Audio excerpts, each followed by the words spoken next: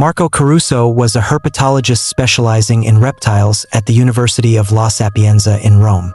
He had been teaching and researching there for nearly 20 years, with a focus on the evolution and behavior of snakes. His days usually began and ended in the lab, where he cared for various reptiles, conducted experiments, and studied scientific literature. But today was different. That afternoon, as Marco was about to leave the lab, a call from the receptionist informed him that a man was waiting for him at the front desk with an urgent letter. Marco was surprised and curious. When he reached the reception area, he saw a man dressed in black standing beside a small wooden box sealed with the Vatican's emblem. Without saying a word, the man handed Marco the box and quickly left. Back in his office, Marco carefully opened the box. Inside was a letter written in Latin, a language he had studied during his university days. The letter was written formally and bore the red seal of the Pope. It simply requested that he come to the Vatican the following day to discuss a special task related to his field. There were no additional details about the purpose or reason, but the tone of the letter left him no choice. That night, Marco couldn't sleep. Questions swirled in his mind. Why would the Vatican need a herpetologist? Could it be a new scientific discovery? Or was it something else entirely?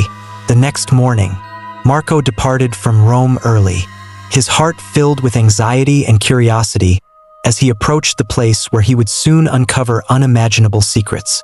Marco arrived at the Vatican at the appointed time and was escorted by a Swiss guard through long, cold hallways, where the high stone walls seemed to swallow every sound.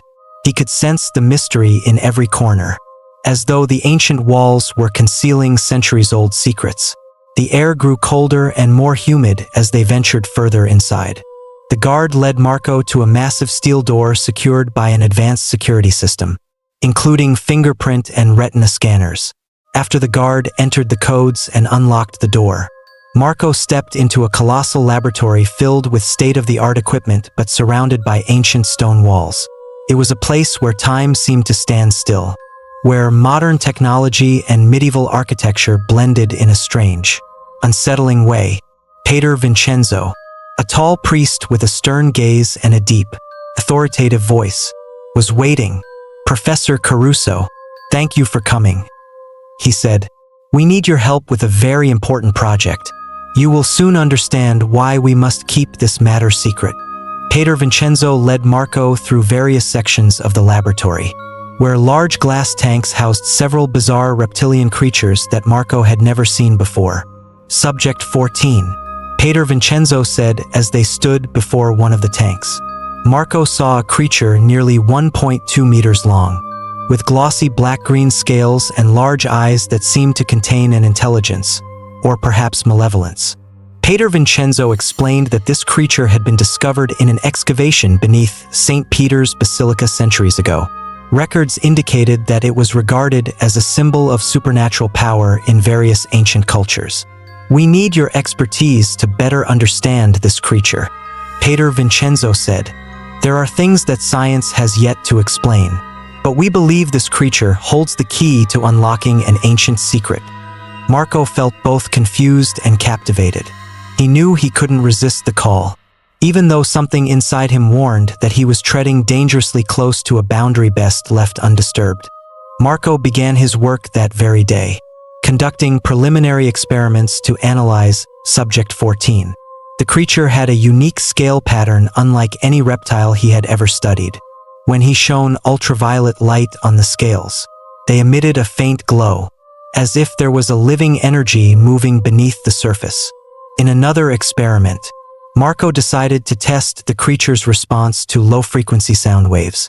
Using a sound generator, he started from basic frequencies and gradually moved to extremely low frequencies that were inaudible to the human ear. When the frequency reached a certain point, the creature suddenly emitted a prolonged hiss. Sensors recording its heart rate showed a sudden spike, indicating that it not only heard the sound but responded in some unknown way. Marco documented all the data and continued observing. At one moment, as he approached the tank, the creature opened its eyes and stared directly at him. Its dark eyes seemed to hold more than just survival instincts. There was something like understanding, or even malice, in them. Marco felt a chill run down his spine. Something isn't right here, he whispered to himself, but he couldn't resist the urge to dig deeper.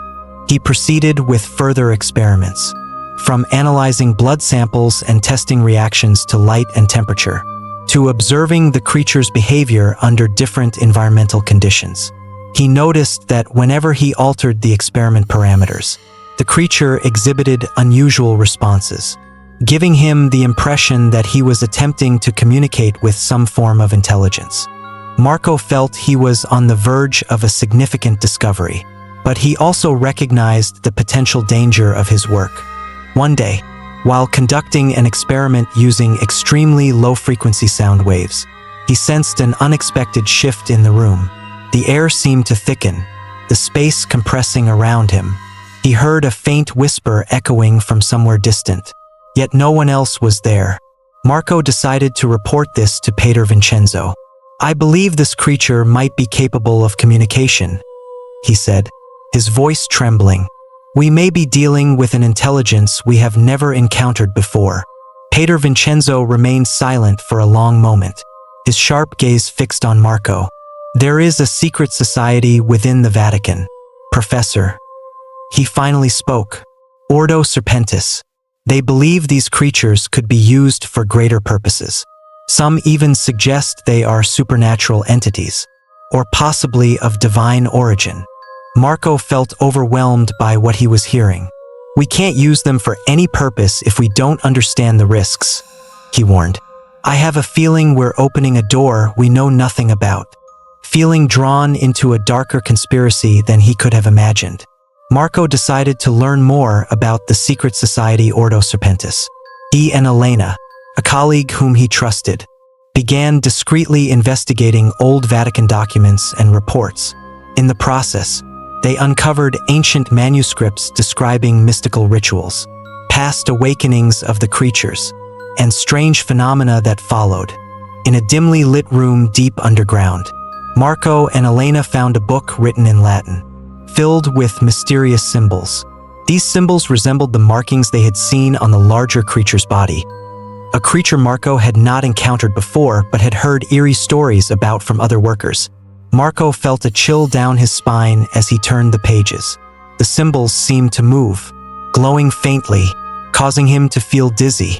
Elena discovered another creature, much larger than Subject 14, confined in a separate tank. The symbols on its body glowed and shifted in rhythm with its breathing. "This is insane," Elena said, her voice trembling. "If these creatures are conscious, we might be dealing with a danger humanity has never faced." Realizing that the awakening of the creatures was happening faster than anticipated, Marco and Elena decided to perform the ancient ritual they had found in the book. They needed to gather ancient artifacts to complete the ritual, including religious symbols, gemstones, and old manuscripts. When everything was ready, they began the ritual in a special chamber, where dim light and old stone walls seemed to threaten to swallow everything. Elena recited the incantations from the book, her voice trembling with tension and fear. Marco felt the pressure building up continuously, and the symbols on the creatures' bodies in the tanks began to glow more intensely, shifting from green to red and finally to black. For a moment, he felt as though he was being drawn into a nightmare, where gigantic reptilian beings rose from the darkness. The ritual finally concluded, and the largest creature suddenly fell into a state of stasis, the symbols slowly fading away. Marco and Elena looked at each other, knowing they had succeeded, but also realizing that the secrets they had uncovered were merely the beginning of a darker and more terrifying journey. After the ritual ended, Marco and Elena faced a difficult choice: whether to reveal the truth to the world or continue to keep it secret to avoid unforeseen consequences. They chose silence, at least for now, but both knew that the secrets lying beneath the Vatican were still there, waiting to be unveiled. Marco could not sleep for many nights afterward. He was continually haunted by visions of the creatures and the mysterious rituals. He knew that he had not truly escaped the darkness he had explored, and that one day, He might have to return to confront the secrets that remained unsolved.